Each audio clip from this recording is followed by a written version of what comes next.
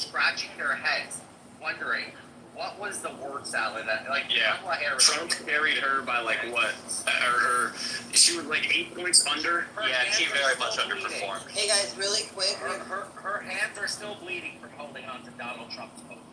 Really quick, we have a new statement from the king himself, Donald Trump, on Elon's new party. If y'all want to read it, then jump on Trump. Go ahead. Somebody. All right, here, I can read it, and I can also do a Trump. No, Trump. George, you want to read it for us? It's so long.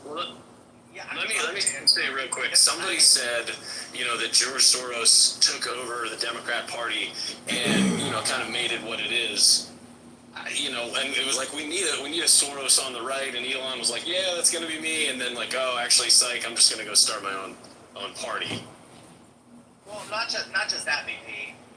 My fear is George Soros fractured the Democrat Party and created this progressive band of lunatics. The last thing I want is Elon and his technocracy to come in and try to fracture the GOP and create a bunch of technocrat zealots to be part of our party. They already exist, George.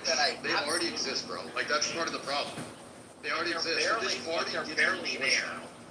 Like No, there's like thousands of them. Like, all the people that bought their way into MAGA. I'm talking elected. Oh, elected. No. I'm talking elected in Congress today. What are we, maybe 4 that you can turn around and say, yeah, sure, these guys are bought and paid for by Silicon Valley? That's about it. You don't have more than that. Okay, Steven, you want to read it for us?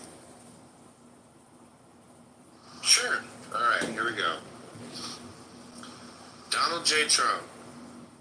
I am saddened to watch Elon Musk go completely off the rails, essentially becoming a train wreck over the past 5 weeks. He even wants to start a 3rd political party, despite the fact that they have never succeeded in the United States. The system seems not designed for them. The one thing third parties are good for is the creation of complete and total disruption and chaos. And we have enough of that with the radical left Democrats, who have lost their confidence and their minds. Republicans, on the other hand, are a smooth running machine that just passed the biggest bill of its kind in the history of our country.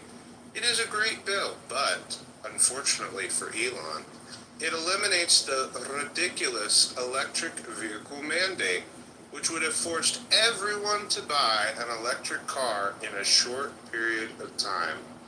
I have been strongly opposed to that from the very beginning. People are now allowed to buy whatever they want. Gasoline-powered, hybrids, which are doing very well, or new technologies as they come about.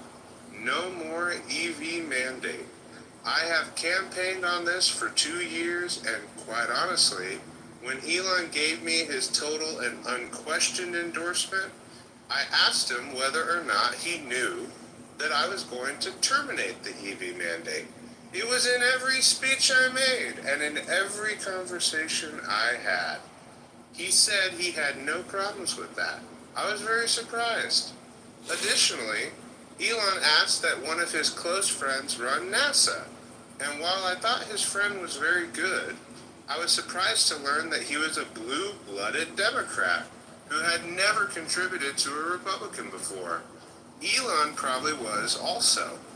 I also thought it was inappropriate that a very close friend of Elon, who was in the space business, run NASA, when NASA is such a big part of Elon's corporate life. My number one charge is to protect the American public. Well stated, Mr. President. Well stated. Yes. Good readout, Stephen. I know. I had that was very clean. Thank suggestion for the president for how he could that very final line there. My number one charge is to protect the American public. I do have a suggestion, and I don't want to sound redundant here. If we could just end the H-1B program and remove all these migrants from our country, that would be generosity to the public, to the American public. Thank you.